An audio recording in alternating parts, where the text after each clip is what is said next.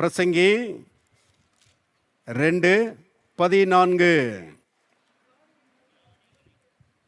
வாசிக்கிறேன். ஞானியின் கண்கள் அவன் முகத்திலே இருக்கிறது. எல்லாரும் சேர்ந்து வாசிக்கலாம்.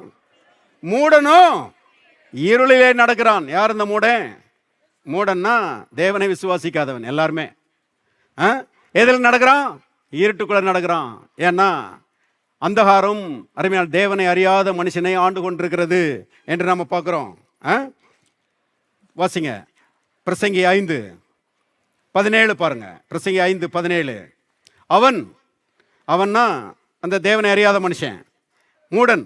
அவன் தன் நாட்களில் எல்லாம் வாசிங்க எல்லாரும் சேர்ந்து, இருளிலே புசித்து மிகவும் சலித்து நோயும் துன்பமும் அடைகிறான். கவனிங்க, இருட்டுக்குள்ளதான் நடக்கிறான், இருட்டில் தான் சாப்பிட்றான்.